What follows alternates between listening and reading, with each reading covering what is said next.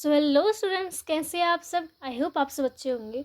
तो आज की वीडियो में हम पढ़ने वाले हैं हमारा चैप्टर नंबर 7 आपदा राहत एवं अनुक्रिया। ठीक है, तो चलिए चैप्टर को स्टार्ट करते हैं।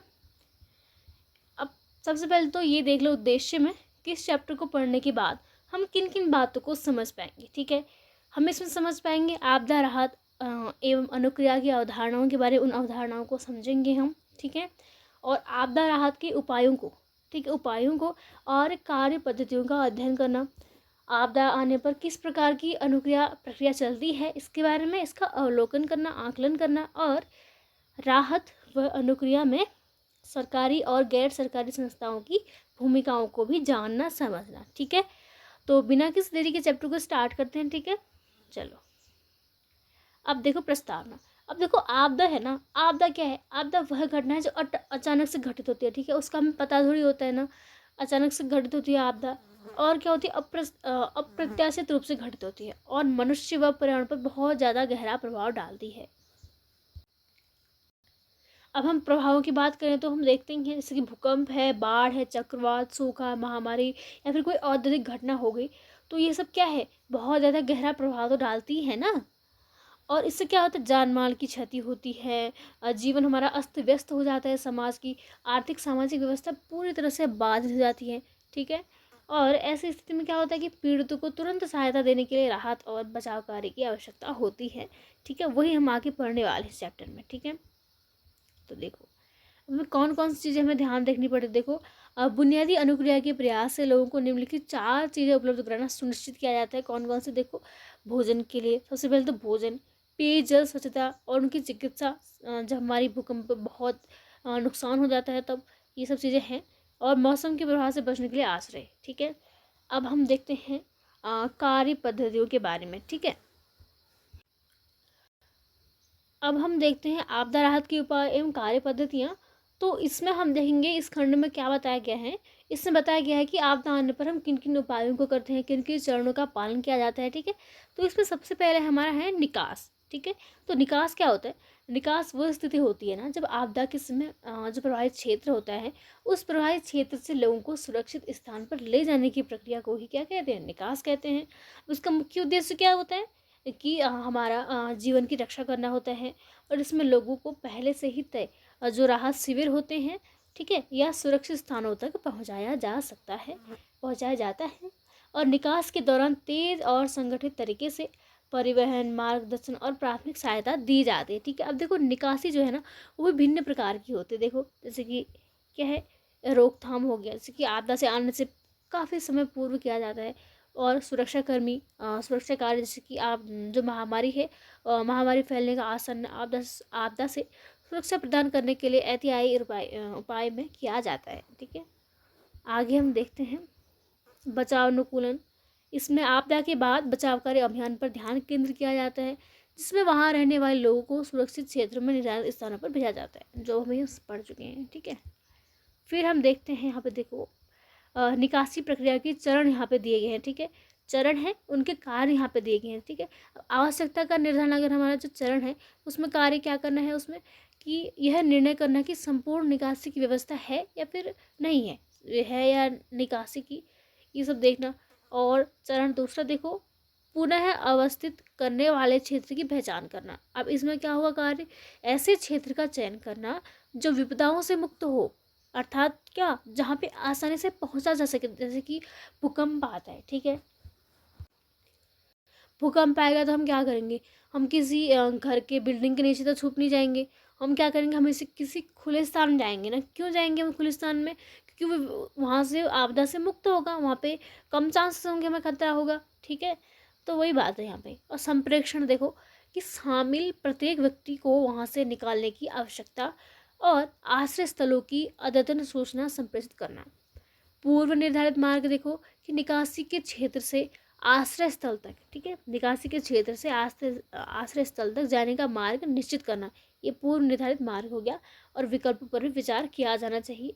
मार्गों की आवधिक जांच, जैसे कि इसमें आएगा निकासी का सुचारू संचालन सुनिश्चित करना, ताकि क्या, ताकि जो निकासी के दौरान निकासी मार्ग हो उसमें कोई अवरोध उत्पन्न न हो सके।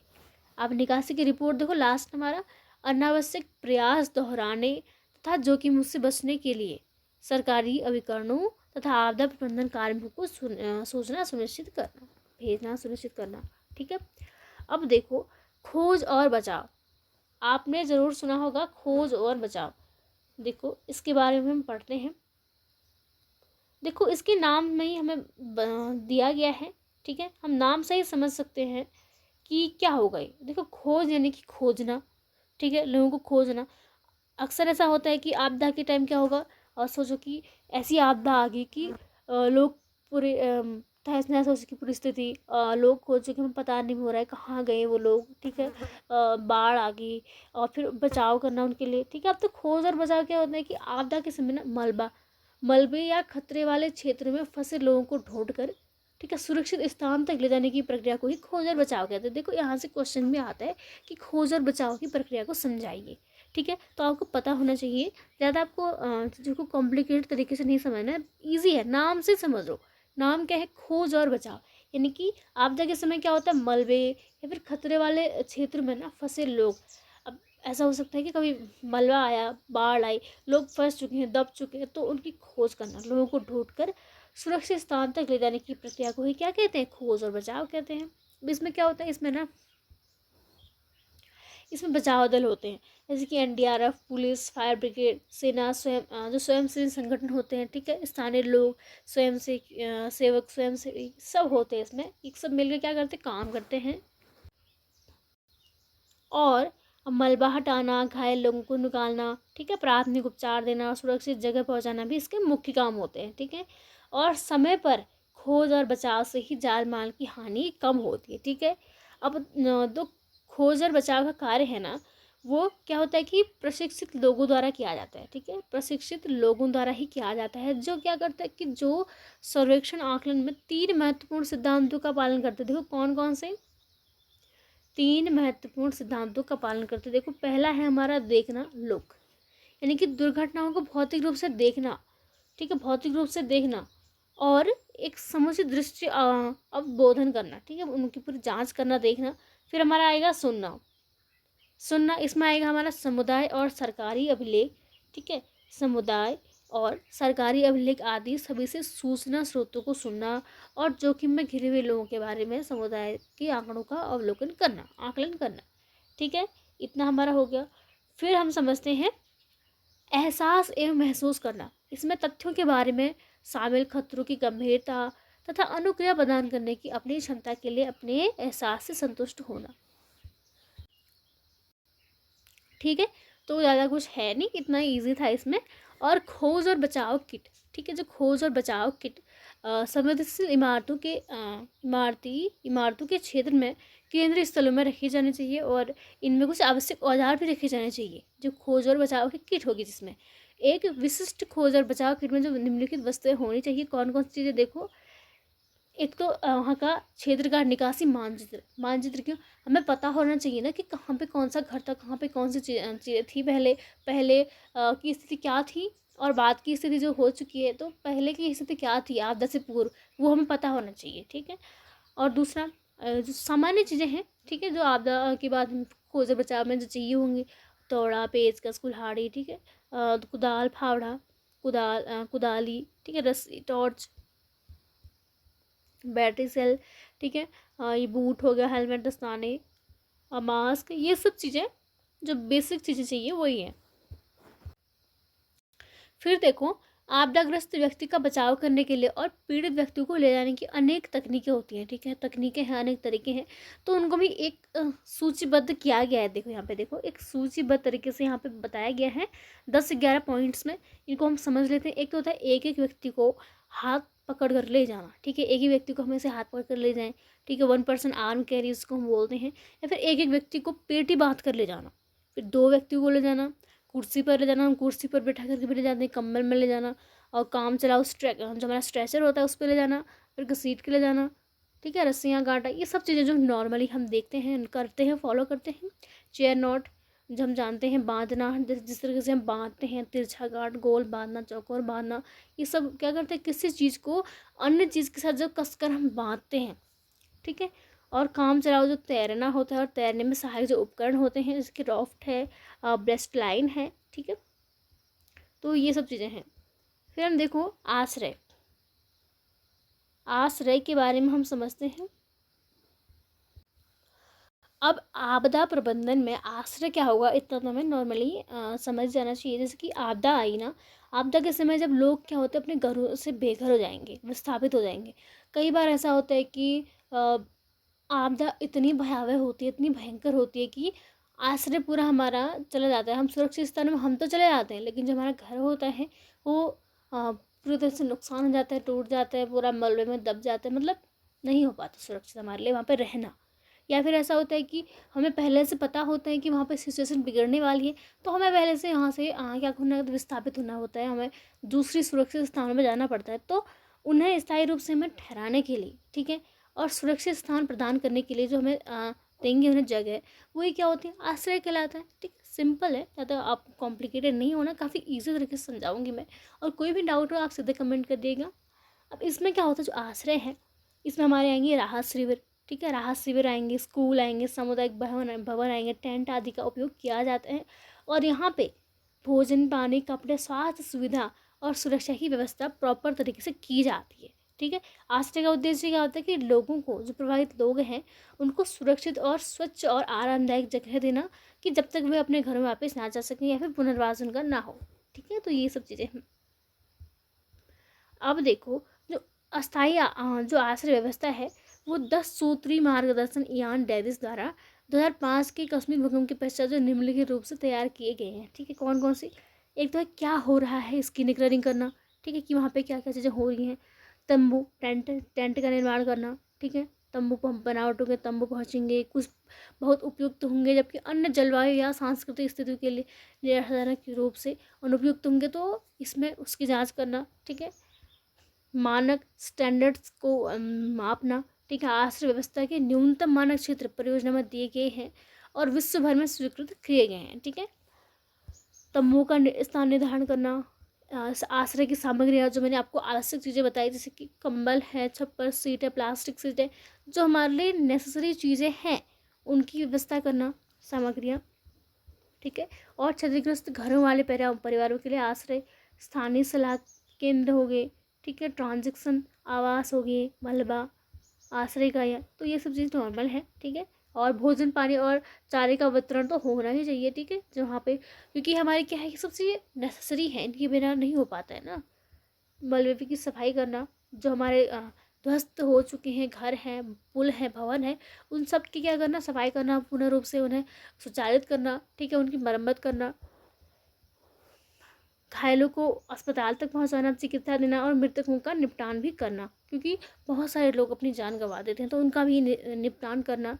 ठीक है, ये सब चीज़ें इसमें हम देखते हैं।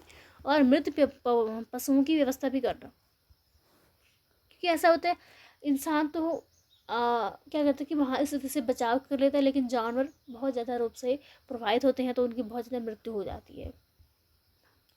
और पीड़ितों के प्रति सहानुभूति व्यवहार। ठीक है, इसमें देखो, जब लोग ना किसी आपदा से पीड़ित होते हैं तो उन्हें उनमें कुछ वैज्ञानिक समस्या उत्पन्न हो जाती हैं, मानसिक दबाव। अब देखो, सबके लिए आपदा बहुत ज़्यादा, किसी के लिए ठीक ठाक होती हैं और बहुतों के लिए बहुत ज़्यादा नुकसानदायक, बहुत ज़्यादा, क्योंकि आपदा आई, लोगों का घर बदब गया, घर उनका नहीं रहा। ठीक है, लेकिन फिर भी उनके जान माल की हानि नहीं हुई, सुरक्षित रूप से बच गए। तो फिर भी सब कुछ ठीक हो जाता है कुछ टाइम के बाद। लेकिन अगर सोचो किसी ने अपना कुछ परिवार में खो दिया है किसी को, ठीक है, तो क्या होता है, मेंटली स्ट्रेस में चले जाता है, उनकी मनोवैज्ञानिक समस्या हो जाती है। ठीक है, मेंटली बहुत ज़्यादा स्ट्रेस लेता है। ठीक है, तो कैसे, तो सदमा लग जाता है, बहुत सारे लोगों को शौक लग जाता है। एक हो जाता है उनका क्रोध। ठीक है, भय हो जाता है उनको पूरा, असहाय महसूस करते हैं, बेचैनी होती है, उदासीनता होती है, दुखी रहते हैं। तो इनको क्या होता है, इन पीड़ितों को ना मनोवैज्ञानिक सहारे की भी ज़रूरत होती है, जो उनको समझ सके। ठीक है, मेंटली उनको रिलीफ मिल सके, दुखी व्यक्तियों की बातें सुने, उन्हें सहानुभूति दें, उनकी बात समझें और स्वयं को अकेला नहीं माने और सच्चाई को समझ लेते हैं बाद में वो। ठीक है, फिर भी सहारा देने वाले व्यक्ति की वस्तुनिष्ठ होने और तटस्थ रहने की आवश्यकता होती है, और परामर्श देने तथा उनकी भावनाओं पर टिप्पणी करने से बचना चाहिए हमें। ठीक है, और इस कार्य के लिए ना उनके जो स्थानीय लोग हैं वही सबसे उपयुक्त हैं, क्योंकि वही उनके परिवार की सामाजिक स्थिति, आर्थिक स्थिति को पहले से जानते हैं। ठीक है। अब बचाव जो दल है उनकी सहायता करना ये भी बहुत ज़्यादा आवश्यक है। ठीक है। और संपत्ति की सुरक्षा, जैसे कि तूफान और बाढ़ जैसी आपदाएं होती हैं तो क्या होता है, जो सुरक्षित स्थान जैसे तूफान, आश्रय दल और सबके आश्रय भवन आदि में ले जाना, ये सब किस में आएगा, संपत्ति की सुरक्षा करने में। सूचना संप्रेषण, अफवाहों की रोकथाम, ये भी बहुत ज़्यादा मेन पॉइंट है। ठीक है। कि आपदाग्रस्त क्षेत्र के लोग हुए संबंधी उस क्षेत्र से दूर हो सकते हैं। फिर खंड और जिला स्तर अधिकारियों को भी सही सूचना देना, सही टाइम पे उनको सूचना देना, और अफवाह जो होती है ना उनको रोकना। ठीक है। जो अफवाह फैल जाती है उस टाइम पे को त्वरित एवं तत्काल क्षति आकलन, कि उस टाइम पे तत्काल रूप से वहाँ की क्षतिग्रस्त जो स्थिति है उसको देखना और जल्दी निवारण करने की कोशिश करना। क्योंकि ऐसा होता है, हमें पता होता है सिचुएशन वहाँ पे ऐसी हो गई है, लेकिन फिर भी अगर वहाँ पे जांच टीम पहले नहीं पहुँची, बहुत ज़्यादा देर हुई, तो नुकसान ज़्यादा हो सकता है।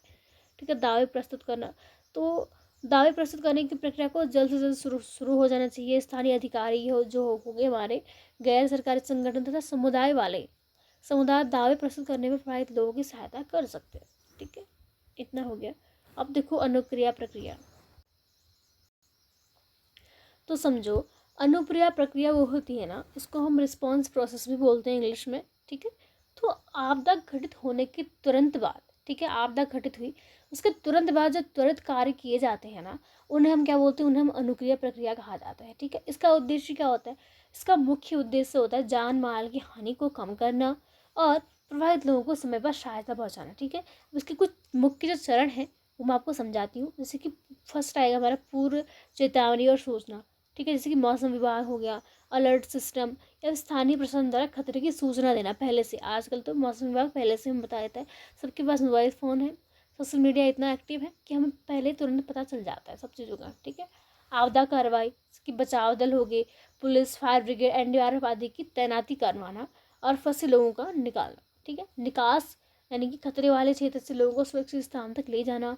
खोज और बचाव कार्य इसमें शामिल है, जिसमें मलबे या खतरनाक जगहों से घायलों और फंसे लोगों को ढूंढकर बाहर निकालना। फिर आएगा इसमें हमारा राहत कार्य, भोजन, पानी, दवाइयाँ, कपड़े, ठीक है, उनको आश्रय, प्राथमिक उपचार उपलब्ध कराना, ये सब चीज़ें इसी में आएंगी। ठीक है। और संसाधनों का प्रबंधन करना। ठीक है। राहत सामग्री का वितरण और आवश्यक सेवाओं, बिजली, संचार, परिवहन की बहाली और आकलन और समन्वय, क्षति का आकलन करवाना। ठीक है। सरकारी गैर सरकारी एजेंसियों के बीच तालमेल बनाना, और जो हमारे स्टेट डिजास्टर मैनेजमेंट अथॉरिटी है, SDMA, ठीक है, NDMA, इन सब के कार्य होना। ठीक है। तो यही सब चीज़ें इसमें दी गई हैं। फिर हमारी जो तालिका दी गई है, देखो राष्ट्रीय स्तर पर आपदा अनुक्रिया के समन्वय के लिए केंद्रीय मंत्रालय, देखो नोडल मंत्रालय, विभाग, उपकरण, और यहाँ पे आपदा की हम बात करेंगे, जैसे कि जैविक आपदा है तो उसमें कौन कार्य करेगा, कौन उसको देखेगा, तो स्वास्थ्य एवं परिवार कल्याण मंत्रालय। ठीक है। रासायनिक आपदा होगी तो पर्यावरण और वन जलवायु परिवहन मंत्रालय। तो यही सब चीज़ें यहाँ पे दी गई हैं तालिका में। ठीक है। तो इतना ही है इसमें। और फिर देखो यहाँ पे जो हमारा राष्ट्रीय आपदा प्रबंधन प्राधिकरण को प्रस्तुत करनी चाहिए दायित्व तालिका में वर्णित अनुक्रिया के कुछ कार्य यहाँ पे दिए गए हैं। ठीक है। जो हमने अभी पढ़े, पूर्व चेतावनी, ठीक है, पशुओं की निकासी करना, खोज बचाव, चिकित्सा देखभाल, पेयजल, भोजन, आवश्यक आपूर्ति, संचार सुविधाएं, ठीक है, विद्युत, ईंधन, परिवहन, जो अभी हमने जस्ट पढ़े, तो वो सारी चीज़ें यहाँ पे दी गई। मीडिया, संपर्क, राहत, रोजगार, कमी वाले क्षेत्रों में पशुओं के लिए चारे की व्यवस्था करना, उस टाइम पे चारा नहीं हो पाता उनके लिए, तो उनके लिए चारे की व्यवस्था करना। ठीक है। और पुनर्वास एवं पालतू और अन्य पशुओं की सुरक्षा और पशु चिकित्सा सुनिश्चित करना, और पशुओं के कंकाल का निपटान करना, व्यवस्था करना। तो ये सब चीज़ें इसमें शामिल है।